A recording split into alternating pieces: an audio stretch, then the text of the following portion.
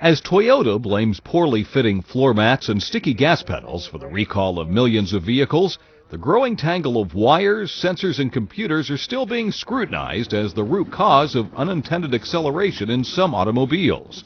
Toyota executives tried to answer those concerns before two congressional panels and admitted they're still unsure if current recalls will fix the problem. Do you believe that the recall on the carpet changes and the recall on the sticky pedal will solve the problem of sudden unintended acceleration? Not totally.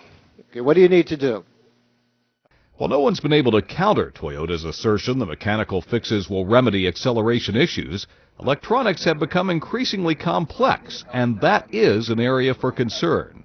The vehicles today are equipped with anywhere from, I would say, 5 to 20 or more computers.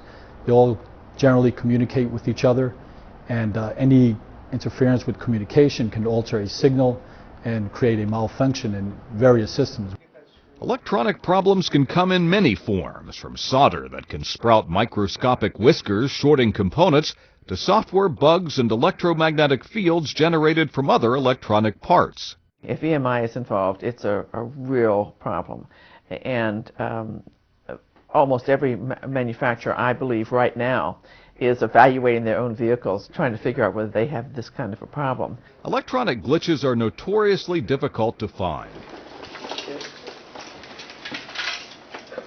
Imagine trying to isolate a short in this mass of wires, which came from just one vehicle. It could be like trying to find the proverbial needle in a haystack. Investigators are looking at the issue. At least 2 lab tests have found electrical irregularities cause problems in a Lexus ES350 and a Ford Fusion hybrid. While the tests don't prove that the interference caused systems to malfunction, experts say they are evidence that it may be the culprit.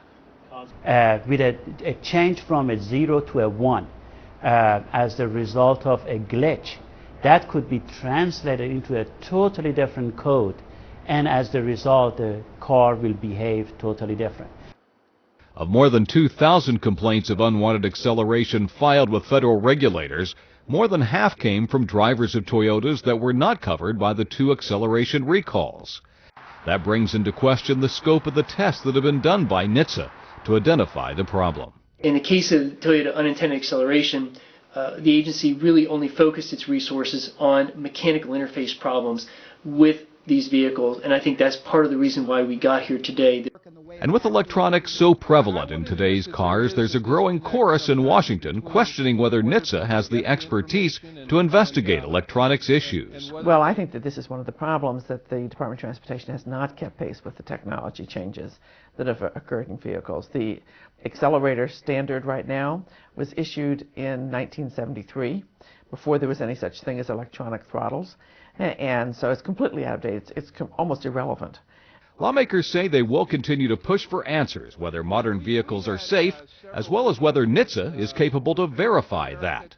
But consumers will be seeking much, much more. They want solid assurances that all cars are safe to drive. Mark Hamrick, The Associated Press.